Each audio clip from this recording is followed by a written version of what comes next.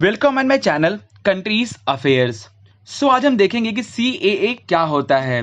हमारे देश में कल 11 मार्च 2024 को भारत सरकार ने सीएए को लागू कर दिया है।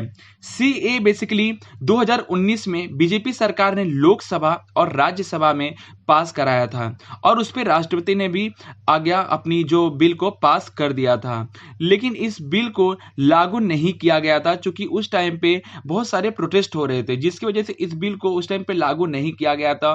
फाइनली कल 11 मार्च 2024 को इस बिल को लागू कर दिया गया है। आज हम जानेंगे कि सीएए क्या होता है।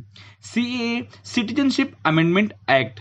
बेसिकली हमारे देश में ऐसे नागरिक जो कि अफगानिस्तान, बांग्लादेश और पाकिस्तान से आके रहना चाहते हैं और जो कि टोटल 6 कम्युनिटी को इंक्लूड किया गया है, जिसमें हिंदू, सिख, क्रिश्चियंस, पारसी, बुद्धिस्ट और जैन। ये लोग वो लोग हैं जिन्हें पाकिस्तान, बांग्लादेश और अफगानिस्तान में एज ए माइनॉरिटी ट्रीट किया जाता है या माइनॉरिटी में रखा गया है। हमें मालूम है कि जब हमारा देश आज़ाद हुआ था तो उस टाइम पे इंडिया में माइनॉरिटी थे टोटल 16% और आज के टाइम पे हमारे देश में माइनॉरिटीज हैं कुछ 20% के आसपास में। लेकिन जब हम बात करते हैं पाकिस्तान की, बांग्लादेश की, अफगानिस्तान की, तो वहाँ पे ऐसा नहीं है दोस्तों। पाकिस्तान में 24% था माइनॉरिटी 1947 में, लेकिन आज जब हम बात करते हैं 2024 में, 2019 में, तो यहाँ पे माइनॉरिटी की संख्या है 3% पाकिस्तान में। जब हम बांग्लादेश की बात करते हैं तो बांग्लादेश में 30% माइनॉरिटी था 1947 में, लेकिन आज 2019 में अगर हम देखते हैं तो 7% के आसपास में कुछ माइनॉरिटीज रह गए हैं। सेम जब हम अफगानिस्तान में देखते हैं तो अफगानिस्तान में माइनॉरिटी था 12% हमारे 1947 के टाइम पे, लेकिन जब हम आज देखते हैं 2019 में तो ये कुछ 0.2% 3% के आसपास में रह गया है। इसका मतलब कहीं ना कहीं इन देशों में माइनॉरिटीज को लेके सही कानून नहीं बनाया गया है, उनको एक जो बेसिक चीज़ें हैं वो अवेलेबल नहीं किया गया है और उनकी जो स्थिति है कहीं ना कहीं डे बाय डे बहुत ज़्यादा खराब होती जा रही है। इन सारी चीज़ों को देखते हुए भारत सरकार में बीजेपी गवर्नमेंट ने इस बिल को कहीं ना कहीं पारित किया और माइनॉरिटी को हमारे देश में आने के लिए अलाउ किया, जो कि टोटल 6 कम्युनिटी को ही अलाउ किया गया है। इस बिल को लेके हमारे देश में बहुत सारे लोग जो हैं सपोर्ट नहीं कर रहे हैं।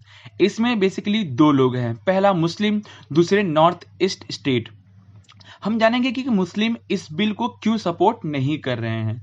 दोस्तों, आपको मालूम होगा कि सीएए जब भी आया उसके बाद से एनआरसी के बारे में लोग चर्चा करना स्टार्ट कर दिए हैं।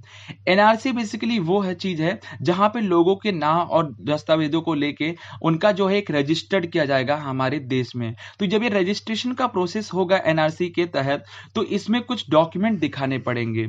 तो मुस्लिम समुदाय के लोगों को एक बहुत बड़ा डर है कि अगर किसी मुस्लिम के पास अगर कोई डॉक्यूमेंट नहीं रहता है दिखाने के लिए तो क्या ऐसे मुस्लिमों को भारत में अलाउ नहीं किया जाएगा।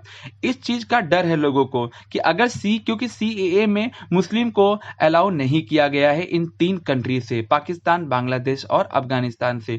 तो अगर हमारे देश में एनआरसी लागू होता है और हमारे देश के कोई भी मुस्लिम के पास डॉक्यूमेंट अगर अवेलेबल नहीं होता है, ऐसा एक भी मुस्लिम है जिसके पास अगर अवेलेबल नहीं हो पाता है, तो क्या उस मुस्लिम को हमारे देश में रहने दिया जाएगा कि नहीं दिया जाएगा। इस चीज का बहुत बड़ा डर है एक मुस्लिम समुदाय में, जिसकी वजह से मुस्लिम लोग इस बिल को सपोर्ट नहीं कर रहे हैं। दूसरा आते हैं नॉर्थ ईस्ट स्टेट। दोस्तों, हमारे देश में नॉर्थ ईस्ट स्टेट जो है वो बांग्लादेश के बॉर्डर पे पड़ता है। बेसिकली बांग्लादेश का बॉर्डर कहीं ना कहीं आसाम, मेघालय और त्रिपुरा ऐसे स्टेट से होके गुजरता है। तो बांग्लादेश के जो निवासी हैं जो कि माइनॉरिटीज में आते हैं, जिसमें हिंदू हो गए, सिख हो गए, ईसाई हो गए, जैन, बौद्ध और पारसी होते हैं, अगर ये लोग आके असम, मेघालय और त्रिपुरा में रहते हैं तो यहाँ के लोकल लोगों का जो कल्चर है और उनका जो रोजगार है कहीं ना कहीं इस पर बहुत बड़ा प्रभाव पड़ेगा, जिस रीजन की वजह से नॉर्थ ईस्ट स्टेट के ये राज्य जो है इस बिल को सपोर्ट नहीं कर रहे हैं। अगर मेरा वीडियो आप लोगों को पसंद आया तो इसे लाइक कीजिए, शेयर कीजिए और सब्सक्राइब कीजिए। Thank you so much for watching my video.